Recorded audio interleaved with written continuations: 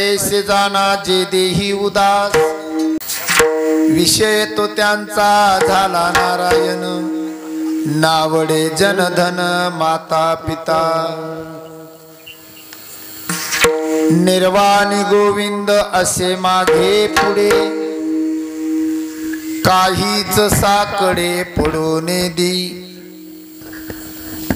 विषय तो त्यांचा झाला नारायण नावडे जनधन माता पिता तुका मने सत्य कर्मा भावे साय तुका मने सत्य कर्मा भावे साय घातलिया भय नरका जाणे विषय तो त्यांचा झाला नारायण नावडे जनधन माता पिता नमो विठ्ठला राजिया पांडुरंगा नमो रुक्मिणी माऊली ज्ञान गंगा नमो पुंडलिका नमो चंद्रभागा नमस्कार माझा रुक्मिणी पांडुरंगा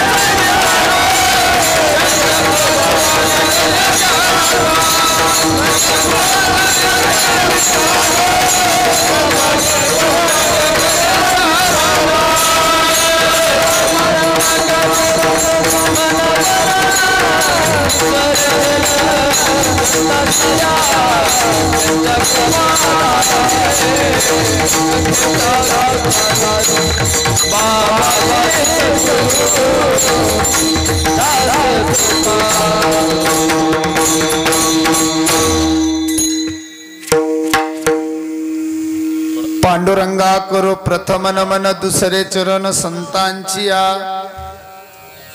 त्यांच्या कृपा जाणे कथेचा विस्तारो बाबाजी सद्गुरु दास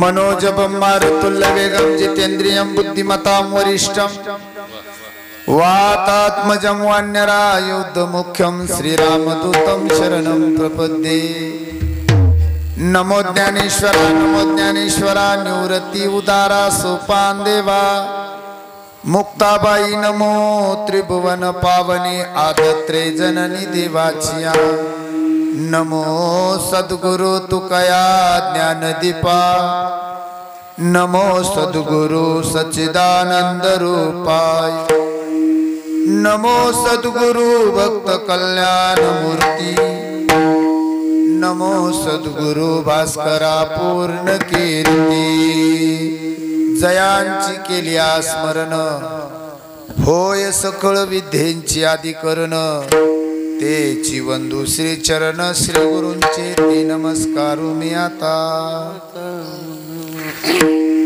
भक्त ऐसे जाना जे देही उदास, गेले आशा पास निवारुनी, विषय तो त्यांचा झाला नारायण, नावडे जनधन माता पिता. प्रस्तुत प्राप्त प्रसंगी प्राप्त स्थळी महान भगवत भक्त संत सम्राट विश्ववंदे महाराष्ट्र भूषण देहू निवासी जगद्गुरु तुकोबरायाचा सज्जनानो आजच्या कीर्तन रूपी सेवेकरता निवडलेला अभंग. या अभंगाची सरळ सरळ भूमिका अशी आहे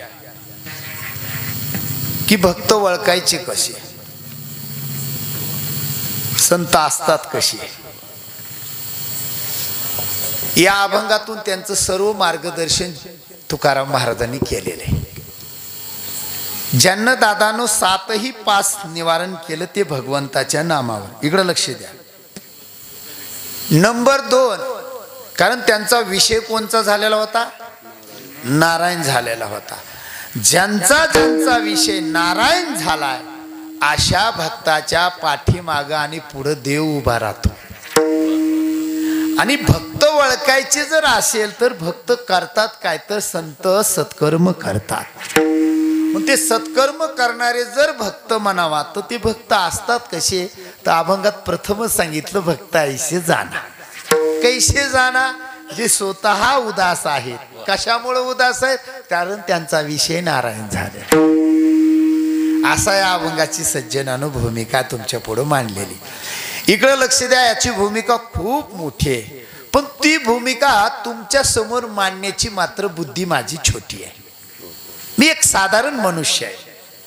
तुम्ही मला एक सेवेची संधी दिली आहे आणि त्या संधीतून उतराई होण्यासाठी मी तुमच्या समोर उभा आहे. मी कीर्तनकार म्हणून उभा नाही, सेवक म्हणून उभा आहे. कारण सेवके सांगितले करावे का. तुम्ही सज्जन कष्टकरी मायबाप श्रोते मंडळी आहेत. ज्ञानोबा तुकोबाचे बोध करणारी माणसं आहात. छत्रपती शिवाजी महाराजासारख्या महान भगवत भक्ताचा आदर्श घेणारं गाव आहे. म्हणून या पवित्र पावन भूमी श्रीहरीच्या कृपा आशीर्वादाने, पंचमुखी बजरंग बलीच्याही कृपा आशीर्वादाने पवित्र आणि पावन झालेली भूमी मंगरुळ या नगरीमध्ये साक्षात अवतरली पंढरी या नेमाप्रमाणे सज्जनानो चालत आलेला अखंड हरिनाम सप्ताह. आणि अखंड हरिनाम सप्त्याचा मला वाटतं या वर्षी 11वं वर्ष चालू आहे. आणि 11व्याही वर्षी दुसऱ्या दिवसाची कीर्तन रूपी पुष्प माझ्याकडे आलेली. आमचे आदरणीय हरिभक्त परायण महंत अशोकजी बाबा पुरी यांना मला दिलेलं हे कीर्तनाचं निमंत्रण आहे. दिलेलं निमंत्रण म्हणजे मी माझं भाग्य समजतो. आपल्या गावामध्ये महान महान संत महंत आहेत, महाराज मंडळी आहेत. त्यांच्या गावामध्ये कीर्तनाचा योग येतो हे माझं भाग्य समजतो. कारण माणसाचा महिमा दादानो माणूस असताना कळत नसतो आणि माणूस समकालीन असल्यावर तर कळतच नाही. कारण महाराष्ट्रामध्ये 2-4 गावं जर आपण आपल्या गावच्या महाराजासंग जर पाहिले तर आपल्याला आपल्या माणसाचा अनुभव आल्याशिवाय राहत नाही. मी सांगण्याची तुम्हाला गरज नाही. तुमच्याच गावच्या महात्म्याच्या या जन्मभूमीवर मला कीर्तन करण्याचा योग आला. मी माझं भाग्य समजतो. मी महाराष्ट्रभर कीर्तन करतो, पण मला इथं आल्यावर खूप समाधान वाटलं बरं का.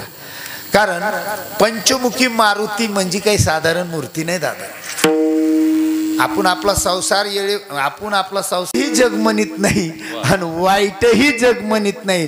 जग दादानो चांगल्यालाही जगून देत नाही आणि वाईट माणसालाही जगून देत नाही. पुरावा देऊन सांगतो, बरं चाललं तर शेजारचे खवळत येत. तुम्हाला मी खरं सांगू का, योग्याची संपदा त्याग आणि शांत. मला तुमच्याकडे योगपणा दिसतो. योगी पावन मनाचा, योगी पावन मनाचा, योगी पावन मनाचा,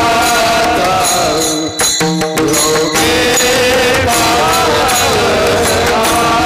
मनाचा, योगी पावन मनाचा, योगी पावन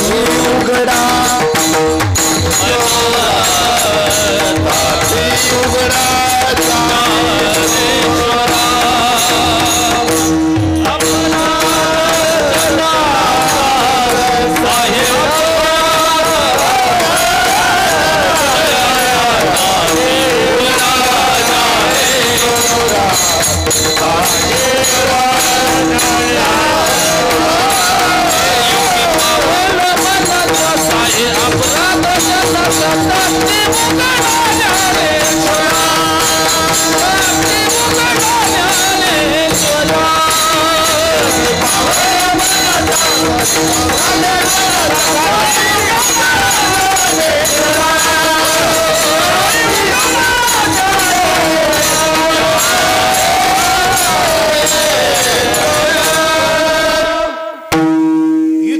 प्रवचन केल्यानंतर माझ्या ज्ञानोबारायाची शक्ती प्रगट झाली. लक्ष देऊ नाही का महाराज? ताटी ती उघडल्या गेली. ताटी उघडल्यावर पहिलं मुक्ताईला ज्ञानोबारायानं असं कवटाळलं. काय बोलले ज्ञानोबाराया? हे मुक्ते, तू कुठं शिकलीस? कळतं ना तुम्हाला? माझी माऊली म्हणली कुठं शिकलीस तू? ती म्हणली काय रे दादा? बोलणं कसं असतंय? लहान्या बहिणीचं थोरल्या भावाला इकिरी भाषेत बोलणं असतं. ती काय म्हणती, काय रे दादा तूच प्रवचन करतो आणि ते मी ऐकते. मराठी कळाली ना? तूच शिकवतोस ना, तूच आम्हाला प्रवचन करीत होतो. ए दादा तू रुसला ना, लय वाईट वाटलं बघ, म्हणून मी तुला सांगितलं. हा बास मुक्त, आता चिंता करू नका. महाराज माझ्या ज्ञानोबारायाला जाग केलं माझ्या मुक्ताबाईने. परिणाम काय झाला? हरिपाठासारखं पुस्तक बाहेर पडलं. परिणाम काय झाला? ज्ञानेश्वरी सारखा ग्रंथ बाहेर पडला. परिणाम काय झाला? अमृतानुभवासारखा ग्रंथ बाहेर पडला. परिणाम काय झाला? चांगदेव 65 झाली. याचं कारण काय झालं? एक ज्ञानोबारायाच्या शक्तीनं दादाने एवढी क्रांती केली आहे. जर खरं सांगा 64 कला जर प्रगट केल्या असतं तर या जगात किती मोठं ज्ञान प्रगट झालं असतं. म्हणून प्रगट बुहे बोले खरं बोलायचं हे. म्हणून माझ्या ज्ञानोबारायानं दादानं हे दुःख सहन केलं फक्त तुमच्या आमच्यासाठी. हे ज्ञानदेव माझा दयाचा सागर, ज्ञानदेव माझा दयाचा सागर, केले उपकार जगावरी, केले उपकार जगावरी, जनता रामया हरी पाटला, जनता रामया हरी पाटला. कीर्तनाला बसलाच मावल्या. स्वयंपाक करताना फक्त माझ्या ज्ञानोबारायाचा अभंग म्हणत जा. केलेला स्वयंपाक दादानो, तुमचा पती असेल, तुमचं लेकरू असेल, तुमची बहीण असेल, तुमचं कोणीही घरातलं असू द्या, त्यानं तो केलेला स्वयंपाक खाऊ द्या. त्याच्या बुद्धीमध्ये परिवर्तन झाल्याशिवाय राहणार नाही, हे मी तुम्हाला पुरावा देतो. आपण स्वयंपाक करताना शिव्या देतो दादानो, पराती आपटितो, नाही ते मनात आणतो. म्हणून आपल्या घरातले दादानो चांगले शहाणे माणसं धाब्यावर जातात. का? तुमचं वर्तणूक तुम्हाला तुमच्या पदापर्यंत नेतं. तुमचं वर्तणूक जर एकदम चांगलं असेल तर तुमचं जीवन सुद्धा सुगंधात झाल्याशिवाय राहणार नाही. मला महत्वाच्या मुद्द्यावर यायचं आहे. साधू संत जे असतात का, हे प्रत्येक जीवाचे मायबाप असतात. माझ्या ज्ञानोबाराने या जगाकडे पाहिलं दादानो. माझ्या जगद्गुरु तुकाराम महाराजांनी या जगाकडे पाहिलं आणि ज्यांचा सेवेला अभंग घेतलाय ते देहूचे तुकाराम महाराज आता बीत झाले महाराज. आता या जगामध्ये दादानो अशी एकच महान संत होऊन गेले महाराज, ज्ञानेश्वर महाराज. कोणचे? फक्त देहूचे मालक. 3 दिवस देव घरात बसव का? होय, किती दिवस? 3 दिवस देव गरुडावर आला हो. आणि गरुडावर आल्यावर देव म्हणला, तुकाराम महाराज मी तुम्हाला नेहायला आलो. तुकाराम महाराज काय म्हणले, देवा तुला जर घाय असेल तर तू वापस जा. महाराज अधिकार एवढा आहे, आपण किती भजन केलं तर स्वप्नात याय ना.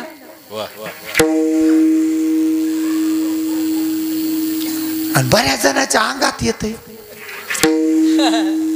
इकडं नाही येत. मला वाटतं जिच्या अंगात येतं का तिला बॉर्डरवर पाठवा महाराज. रायफल द्यावा तिच्या हातात. तिकडून जर बंदूक आला की हिनं असं करायचं.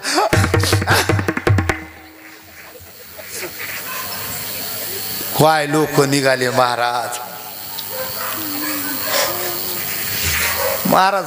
मोठमोठे संत महाराज होऊन गेले या राष्ट्रात. किती मोठे मोठे संत गेले. आता तुम्हाला एक पुरावाच देतो, जाऊ द्या. एका संताची श्रीमंती डपड्यात होती महाराज, आणि एका श्रीमंताची, एका साधूची श्रीमंती डपड्यात होती, आणि एका साधूची श्रीमंती मडक्यात होती. मडक्याच्या साधूची श्रीमंती होती का, त्यांचं नाव होतं राष्ट्रीय संत गाडगे बाबा. 2 रुपये आपल्याकडे आले नाहीत, आपण साधं माणसाला रस्त्याने व्यवस्थित बोलत बी नाहीत. हो, 4 चाकीच्या गाडीमध्ये फिरल्या म्हणून माणसाने माणुसकी सोडायची काय? 2 रुपये श्रीमंती खिशात आली म्हणून माणसाने माणुसकी सोडायची काय?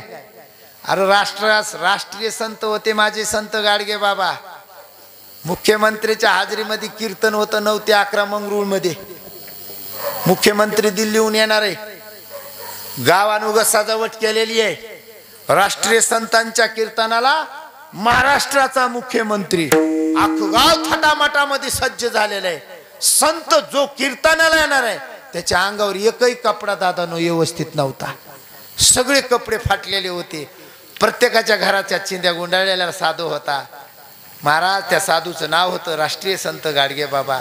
आणि गावामध्ये कीर्तन आहे म्हणून एका माय माऊलीच्या दारातलं अंगण साफ केलं त्यांना, आणि जाताना सांगितलं 8:45 वाजले, ती मावशी घर बंद करून म्हणले बाबा आता मी जाते गावात, आमच्या कीर्तन आहे म्हणले महाराजाचं. एका तो कीर्तन ज्याचं होतं तो कीर्तनकार काय म्हणत आहे संत गाडगे बाबा, ए माई मी तुझं घर साफ केलंय, मी तुझं घर साफ केलंय, मला काहीच देऊ नको, फक्त चतकुर भाकर दे. ऐका गड्या तरुणानो, मी तुमच्या पाया पडतो. आपल्या महाराष्ट्रातले, आपल्या या महाराष्ट्रातला संत आहे बरं का, चतकुर भाकर देते का आई? त्यावेळेस ती माऊली म्हणते महाराज आमच्या गावामध्ये संत राष्ट्रीय संत गाडगे बाबाचं कीर्तन आहे महाराज, टाइम झालाय, मी घर लावलेलं आहे, आता मी तुम्हाला चतकुर भाकर देऊ शकत नाही. खरं बोला, कीर्तनाला बसलात, कुणाचं कीर्तन होतं? झोपले काय होय? संत गाडगे बाबाचं कीर्तन होतं. एक चतकुर भाकरीची श्रीमंती नव्हती महाराज, पण या देशातल्या प्रत्येक दादानं श्रीमंताच्या हातामध्ये झाडू घ्यायला लावला आणि जग झाडायचं काम केलं. आणि एक मंत्र दिला लोकांना, स्वच्छता अभियान. महाराज परमार्थ जर करायचा असेल तर पहिलं घर पवित्र करा. घर पवित्र व्हायच्या आधी तुमचं तन पवित्र करा. तन पवित्र करायच्या आधी दादानो तुमचं मन पवित्र करा. मन पवित्र करायच्या आधी तुमचं धन पवित्र करा. आणि जे धन कमवतात ते धन जे आहे ते इमानदारीचं पाहिजे. आणि इमानदारीचं जर धन असेल, जर ते चांगल्या कामाला वापरलं तर त्याचा फायदा होतो.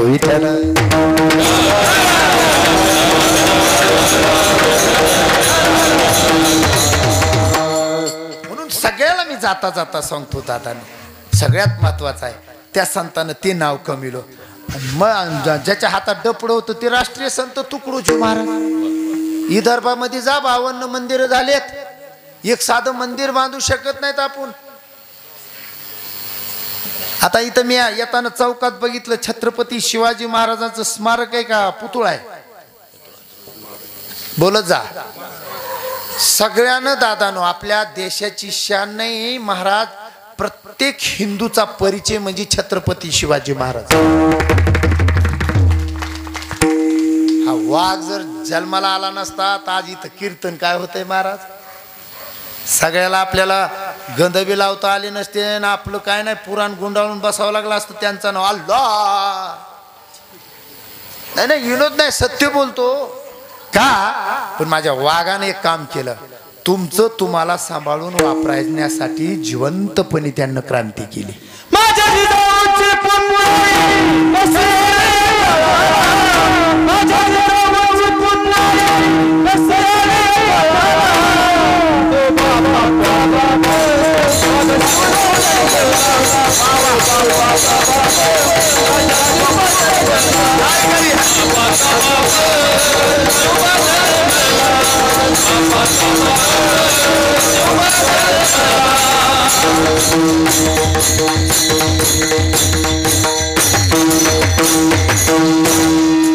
मी कशामुळे बोललो माहिती का महाराज?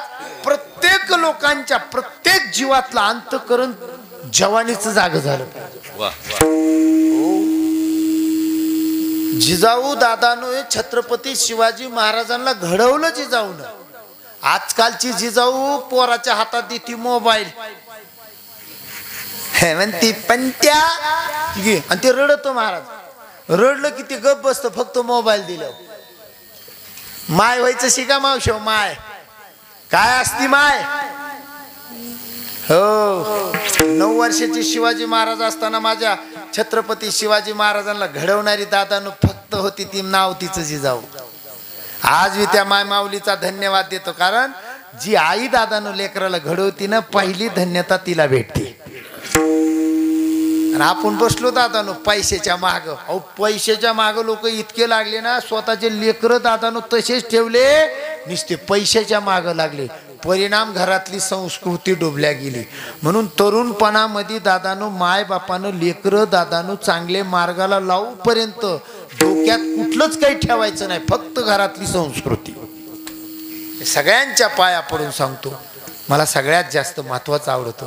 मी विषय सांगत होतो, 3 दिवस देव ठेवला. 3 दिवस तुकाराम महाराज म्हणले मी फक्त गावातून जाऊन येतो, जर माया संग कुणी वैकुंठाला आलं तो बघतो. गावातला सकाराम तुकाराम सगळेजण म्हणले तुकाराम कोमर येणा घेऊन फिरायला लागला. ते म्हणले आपल्याला काहीतरी काम दिसतंय काय की. ओ सकाराम मामा इथले नाही बरं का. अहो मी चाललो म्हणले चलात ना. अख्ख्या गावात फिरले महाराज, पण एक माणूस नाही आलं तुकारामाचा. खरं बोला कीर्तनाला बसलात, कोण कोण तयार आहे इथलं? नाही विनोद नाही हो. समजा जर खरंच देव इथं आला, मामा तुम्ही जाणार का? नाही नाही नाही जात माणूस म्हणतो, पण नाही जात, नाही जात. कारण महाराज मरणाला सगळ्यात जास्त जर भेटता असेल तर फक्त मानव भेटतो. आता कुणी असू द्या मरणाला भेटे. तुकाराम महाराजाने देव 3 दिवस ठेवला. तुकाराम अख्ख्या गावात हिंडले, पण कुणी आलं नाही. शेवटी तुकाराम महाराज म्हणले महाराज तुम्ही फक्त माझ्या संग चला म्हणले, येऊ नका कोणी, पण वाटू तरी लावायला. तुकाराम महाराज देवाच्या मांडीवर बसल्यावर लोकांच्या डोळ्यातून पाणी आलं. महाराज आपल्या गावातला तुकाराम चालला रे, चला आता तरी. कुणाला दादानं तुकाराम महाराज कळाले नाहीत, पण स्वतःच्या बायकोला सुद्धा तुकाराम महाराज कळाले नाहीत. आणि जर कळाले असते तर तिनं घर सोडलं असतं, तुकाराम महाराजाच्या मागे गेले असते. तुम्ही सोन्यासारखे माणसं आहेत, पाया पडतो गड्या. ज्या मालकाचा अभंग सेवेसाठी घेतलाय त्यांना संत म्हणतात. आणि ते संत असतात ते सत्कर्म करणारे असतात. आणि संत सत्कर्म करतात म्हणून ते संत ओळखायचे कसे? अभंगाचं प्रथम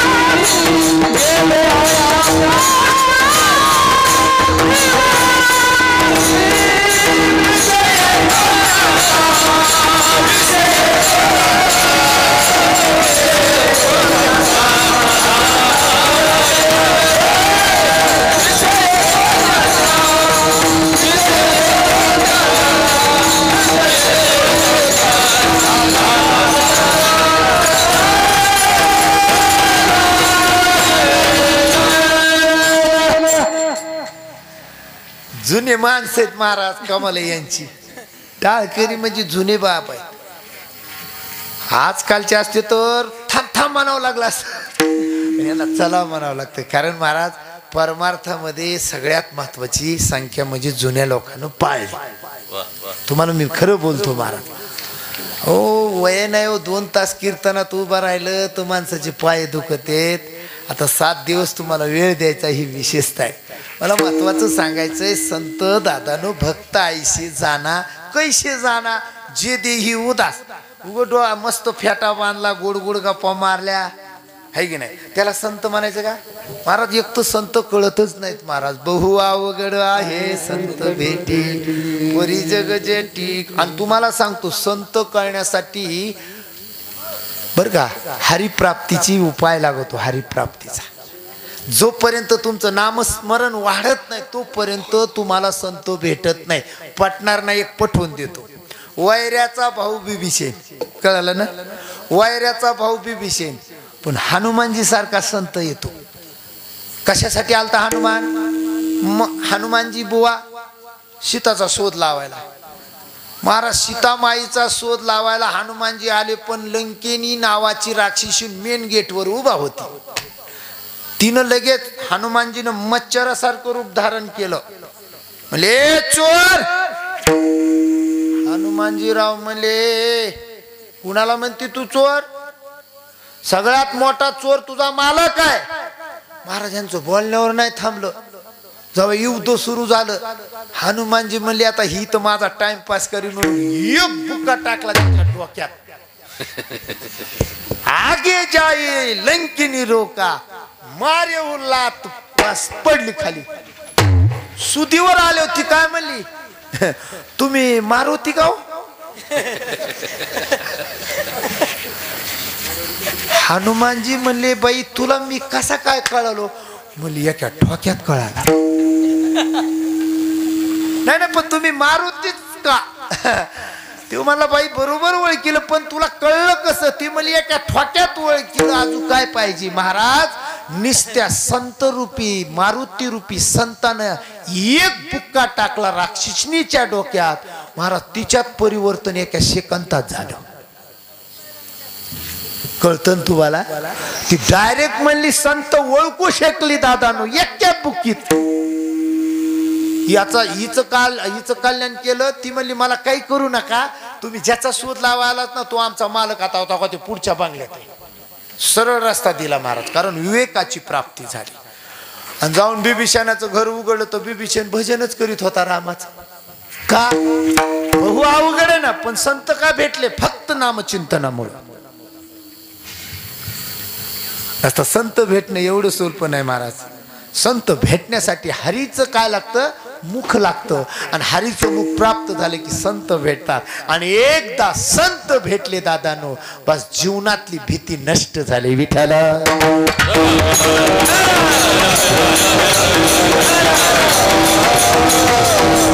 सातही पास निवारण केलं कुणी तर फक्त हनुमानजीनं,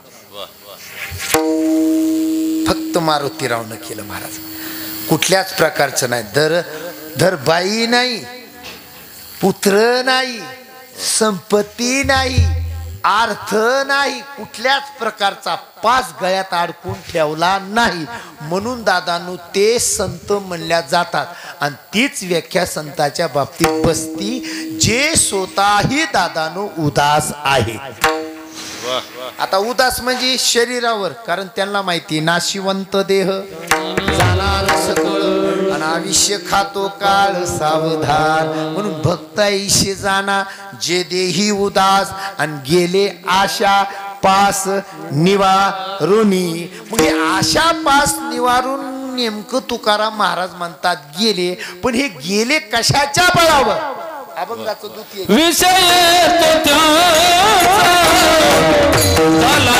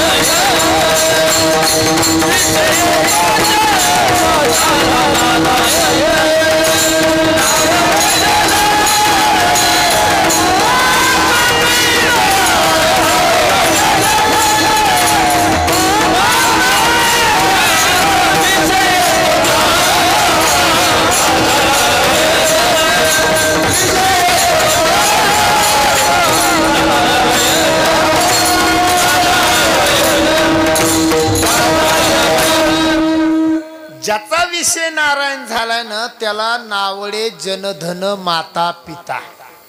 आता विषयाची काही प्रकार आहेत ना महाराज. माणसं काही दादानो विषय अधीन आहेत. हो विषयाच्या अधीन गेलेले आहेत. काहींना सकाळ उठलं का फक्त गावाचा चौक दिसतो, दुसरं काहीच दिसत नाही. काहींना उठलं का ज्याचे त्याचे विषय ठरलेले आहेत मामा. पण माझ्या साधू संतांचा विषय ठरलेला आहे फक्त नामसंकीर्तन महाराज. उठले की फक्त रामकृष्ण हरी रामकृष्ण हरी रामकृष्ण हरी रामकृष्ण हरी रामकृष्ण हरी. पण बऱ्याच जणाला दादानो उठलं की भांडणाचा नाद आहे. फक्त भांडायचं. मावशी असतील नसता गडी माणूस असो भांडायचं. पण तुम्हाला खरं सांगू का, अरे बाबा उगच टाइमपास कशाला करायचा आहे. ज्याचा विषय नारायण झालाय ना त्याला दादानो बरेच माणसं आडवे आले तरी आवडत नाहीत. आता कोण कोण आडवे आले मी तुम्हाला शॉर्टकट विषय सांगतो. बघा महाराज, भरताला आपली माय आवडली नाही. झोपलं तर नाही ना कोणी. भरताला आपली आई आवडली नाही. बघा महाराज, ज्या वेळेस राजा दशरथाची बॉडी पडली खाली, कोणाची? दशरथ महाराजाची. का पडला दशरथ? बायकोच्या आरी गेला. का गेला? 2 वराचं मागणं तिनं मागितलं. पहिला वर भरताला गादी, दुसरा वर रामाला वनवास. एवढंच ऐकलं म्हाताऱ्यानं जीव दिला सोडून. इतका कुठं पुत्रावर प्रेम असावं, मर्यादित पाहिजे का नाही. म्हातारं डायरेक्टच खाली पडलं. खाली पडलं की दादानो झाल्या 3 राण्या इधवा. मग कशाचं काय राम वनवासाला गेला, अख्ख्या हवेत अंधकार झाला. आणि भरतानं दादानो मामाच्या गावाहून आल्यावर कैकेयीनं थोडं दुःख घरातलं दादानो शांत होऊस तरी शांत राहा मामा. कैकेयीनं मस्त आरतीचं ताट सज्ज केलं भरताच्या स्वागतासाठी. मंत्रदाशी तिच्या पाठीमाग उभा आणि आरतीचं ताट सजून आली.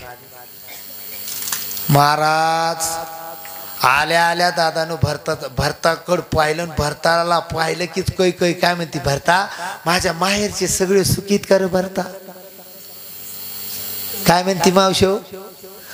घरात नवरा मरून पडलाय, एक पोरग वनवासाला गेलंय. एवढं अवेद्य दुःख झालंय.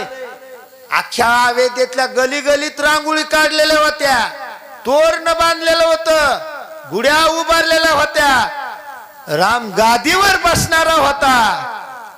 पण एक घरात मावशी बिघडली महाराज, अख्ख्या अवेद्येचा सत्यानाश केला. इतका माणूस वाईट असतो, ध्यानात ठेवा. पहाल पिवायचा माणूस इंद्र सुद्धा सलाम करीत होता दशरथाला. पण एका बाई माणसानं केला काय? वाकडा केला, वाकडा. शेवटी पोरग गेलं, शेवटी म्हातारं मेलं. पण हिला घाम आला नाही. शेवटी ही आपल्याच पोराला म्हणती माझ्या माहेरचे कशे भरता. पण भरताला स्वतःचा परिवार दुःखी दिसला, म्हणजे बायको दुःखी दिसली. कोण? मांडवी. आणि मग भरताच्या डोक्यात आलं, आईचं ताट बाजूला ठेव मला. पहिला प्रश्न केला, आई कहा कहू तात कहा सब माता, कहा सियावर राम लखन प्रिय भ्राता. आई बाबा दिसत नाहीत. भरता थांब, काय झालं बघ.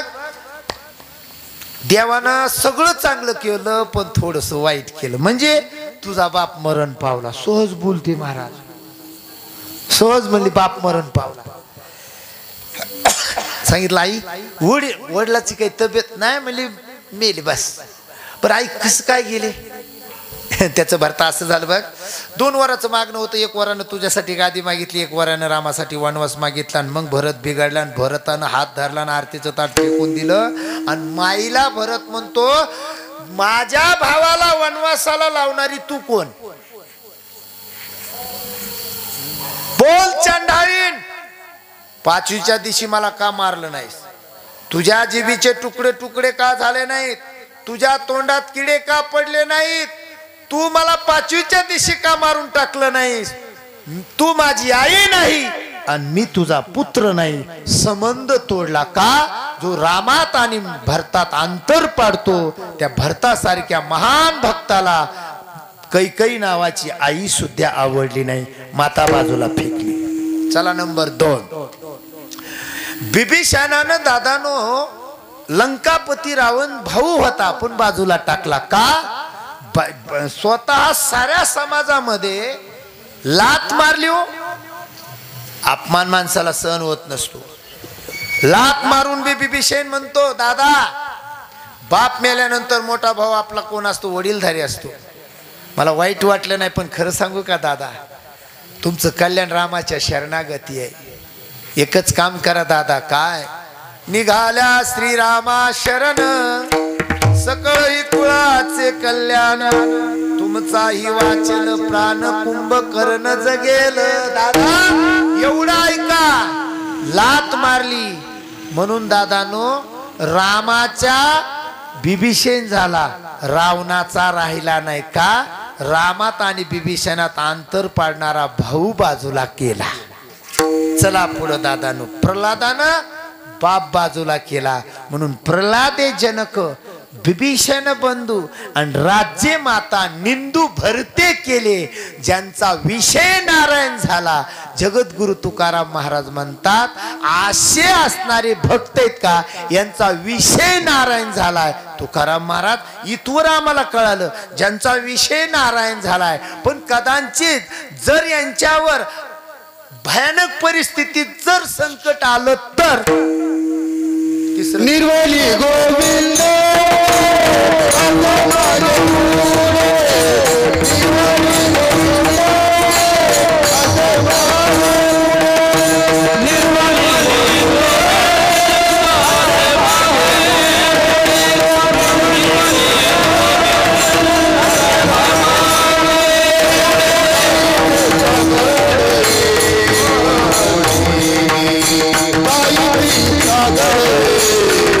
हातावर घ्या ना. आशु काय का दुखत येत?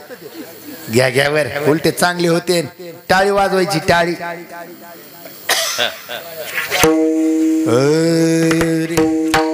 मेरो राधा रमन गिरधारे, गिरधारे श्याम बनवारे. टाळी. मेरो राधा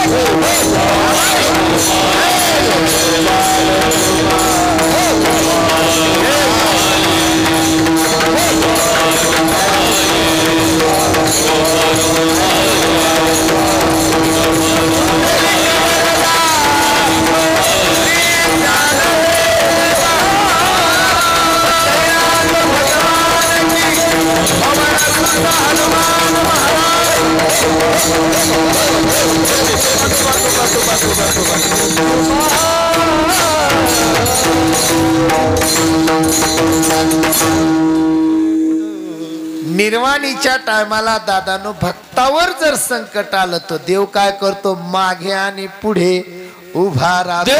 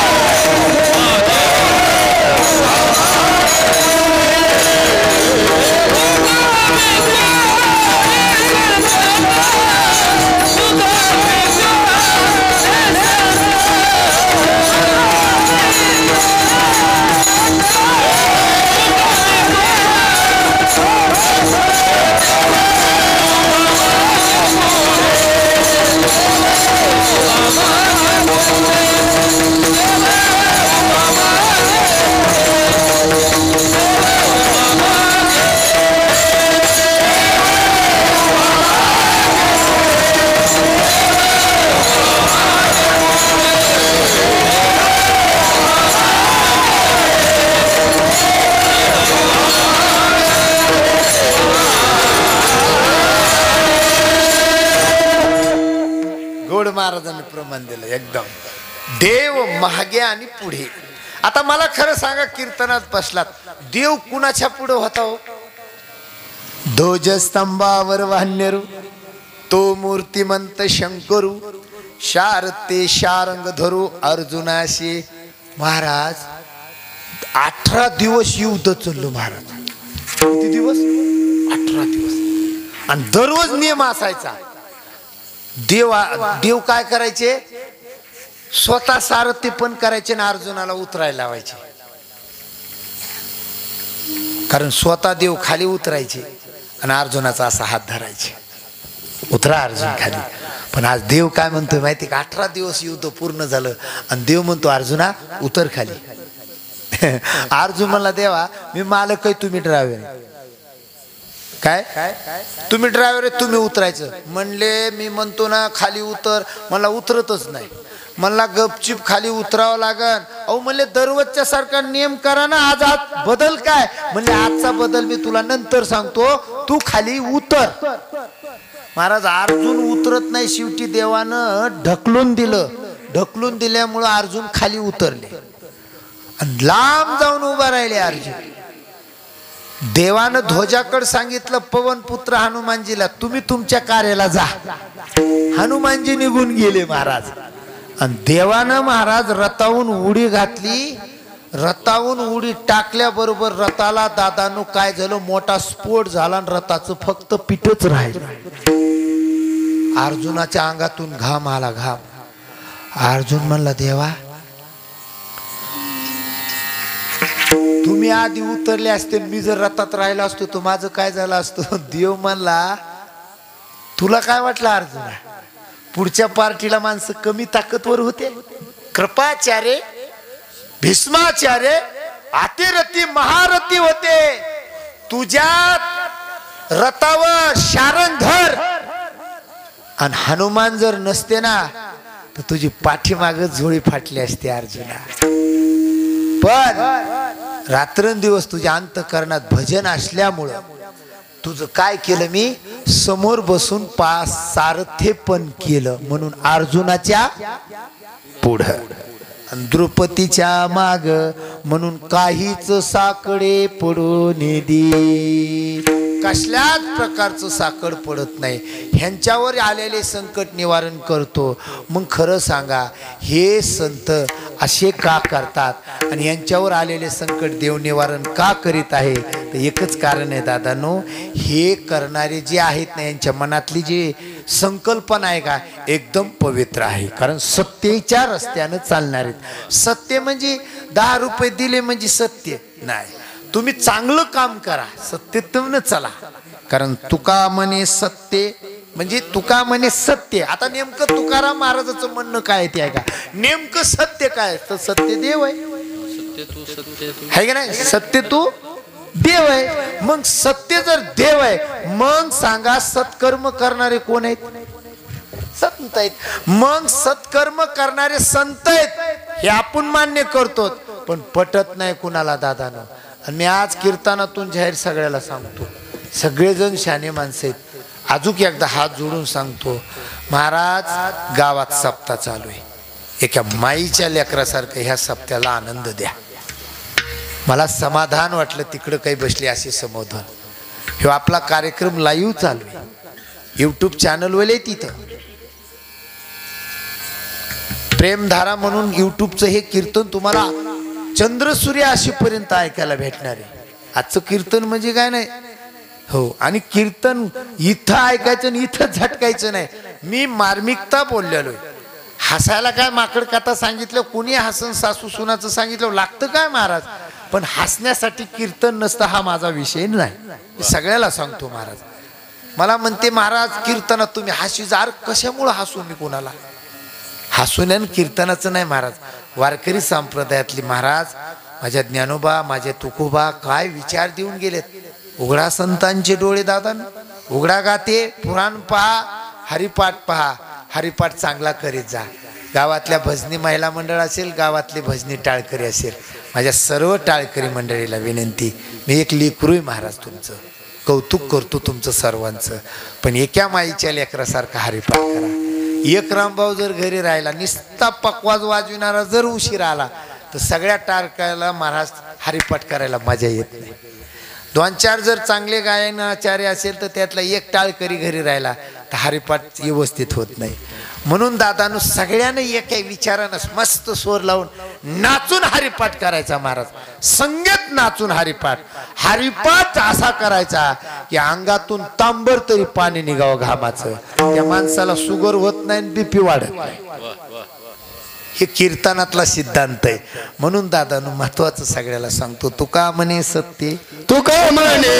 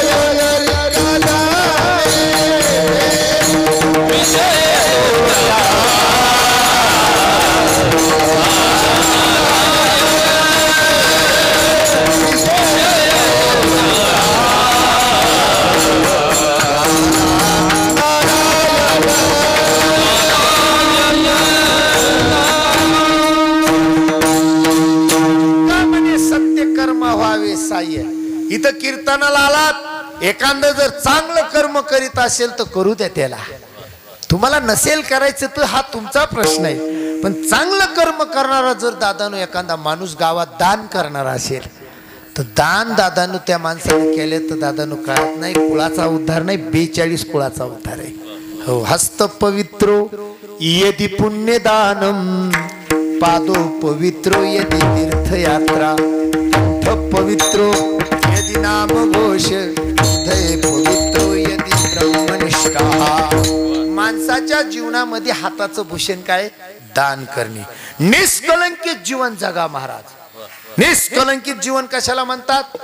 सपनात बी दादानो आपल्यासाठी आपल्याला कोणी वार करीन हे सपनात बी नाही यावं असं ज्याला वाटतं का दादानो त्यानं निष्कलंकित जीवन जगायचं.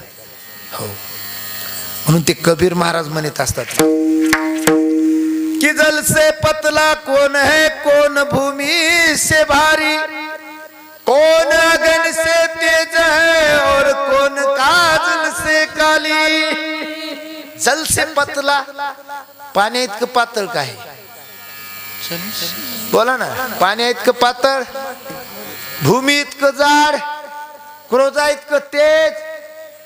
बोला एक नाही. पण आमचे संत कबीर महाराज म्हणतात कि जल से पतला कौन है कौन भूमि से भारी कौन अगन से तेज है और कौन काजल से काली.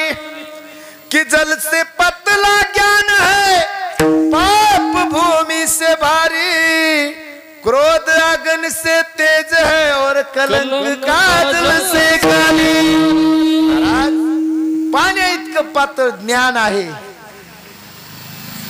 या भूमी इतकं जाड वस्तू दादानो पाप आहे. आणि तेजापेक्षा दादानो जर काय असेल गरम तर क्रोध आहे. आणि कलंक जो असतो का दादानो काजळा इतका दादानो माणसाच्या जीवनातला कलंक असतो. म्हणून निष्कलंकित जीवन संताचं आहे. आणि ज्याचं जीवन निष्कलंक तो संत म्हणजे सत्कर्म. आणि सत्कर्म करणाऱ्याला सहकार्य करा. तुकाराम महाराज जर आम्ही नाही केलं तर घातली अभय नरका जाणे विषय तो त्यांचा झाला नारायण. नावडे जनधन माता पिता ज्ञानेश्वर माऊली ज्ञानराज माऊली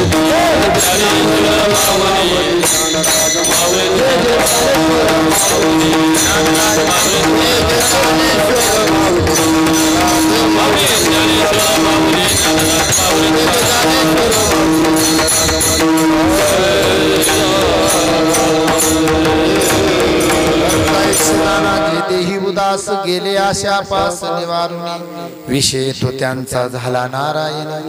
नावडे जनधन माता पिता. एकदम सुंदर पैकी साऊंड सिस्टीम आहे, गोड अशी टाळ करीत सर्व मायबाप श्रोते मंडळी कीर्तनाच्या माध्यमातून आला, तुम्हाला सर्वांना धन्यवाद देतो. चलत चलत चलत चलत अभंगाचा भावार्थ जमेल त्या पद्धतीमध्ये मी सोडवला. चालता बोलता दादानो जर चुकीचा शब्द गेला असेल तर माझ्या बुद्धीचा दोष म्हणा, पण जे काही चांगला आला असेल ते दादानो या मंडपात झाडू नका, ते घरी न्या, त्याचा वापर चांगला करा. जाता जाता सांगेल दादानो, गळ्यामध्ये पवित्र तुळशीची माळ घाला, इको कमी ठेवा आणि गोड मनानं जीवन जगा, परमार्थ गोड करा महाराज. होय, वाऱ्या हाती माप चाले सज्जनांचे, कीर्तिमुखी त्यांचे नारायण. गोड जगा, गोड महाराज. आज बसलो तू उद्या काय आपल्या भीती गाठी होत्यात महाराज, सगळ्याला सांगतो महाराज गोड राहा. काय महाराज, पहिल्या काळातली 18 पगड जात होती महाराज, पण प्रत्येक जातीत माझ्या साधू संतांना जन्म घेतला महाराज.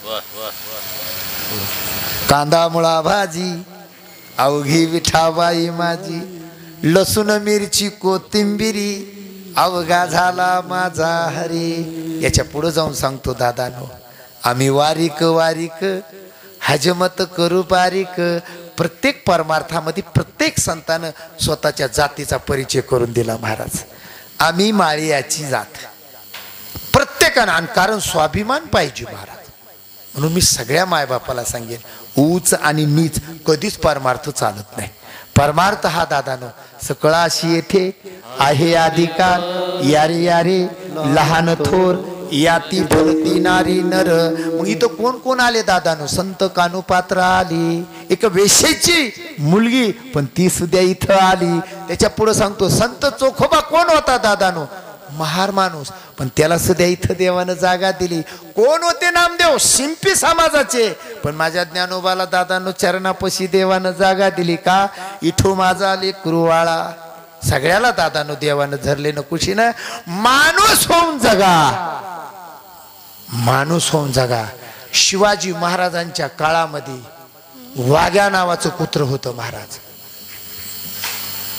पण शिवाजी महाराज गेल्यानंतर दादानो या जगातला सगळा समाज शेवटचा मुजरा करून महाराज शिवाजी महाराजांना मुजरा केला आणि वापस समाज आला.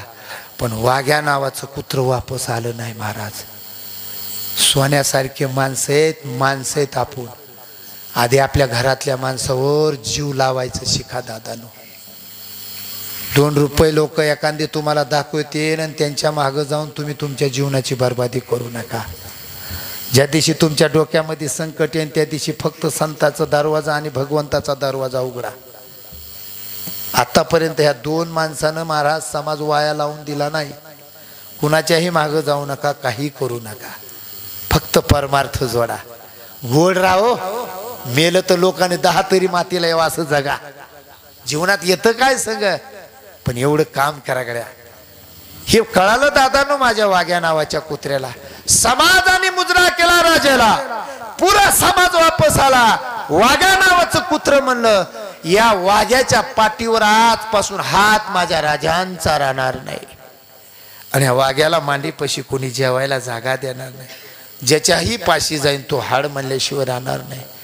आणि जो मला छातीशी लावित होता तो माझा राजा गेला. आता हा वाघ्या जगण्यात काही मजा आहे. कीर्तनाला बसला, जनावर होतं महाराज, ते माणूस नव्हतं, ते जनावर होतं. पण त्या जनावराला वाचा फुटली. ज्यानं मला या समाजात नाव दिलं तो म्हणजे माझा राजा. जळत्या चितेमध्ये वाघ्या नावाच्या कुत्र्यानं स्वतःचं बलिदान केलं महाराज. एवढंच मला सांगायचंय. याच्या पुढचं एक पुरावा देतो. म्हशीचं टोनगं आलं दादानं माझ्या ज्ञानोबरायानं रेड्यामुखी वेद बोलविला. शिवाजी महाराजांच्या काळात, सद्गुरू भगवान बाबाच्या काळात गंगा नावाच्या घोडीनं दादानं बाबाचा प्राण वाचवला. सगळ्यांना सांगतो, चाकरवाडीचे ज्ञानोबराया एका गायीवर उपकार केला, गायीनं बाबांची सेवा केली महाराज. चांगले चांगलेचे पुरावे. माणसं व्हा, संत मंडळी एकत्रित या, पवित्र गोमातेची सेवा करा, पवित्र तुळशीची माळ घाला आणि सगळ्यामध्ये देव पहा. कारण देव दादानं सर्वत्र भरलेला आहे. म्हणून सर्वांना एकदा जाता जाता सांगेल, ज्याची आई जिवंत असेल, ज्याचा बाप जिवंत असेल, तो तो एक नंबरचा श्रीमंत माणूस आहे. आणि ज्याचे मायबाप गेले असेल तर त्यांना एकच सांगेल, दादानो माझ्या विठोबारायाला आणि माझ्या रुक्माईला आई वडील माना. आणि ज्याची जिवंत असेल ना तर विठ्ठलाला आणि रुक्मिणीला आई वडील म्हणू नका, घरातली विठ्ठल आणि रुक्मिणीलाच त्यांची सेवा करा. ह्याच सगळ्यात मोठा परमार्थ आहे. म्हणून सगळ्यांना पुन्हा धन्यवाद देतो, सगळ्यांना पुन्हा धन्यवाद देतो.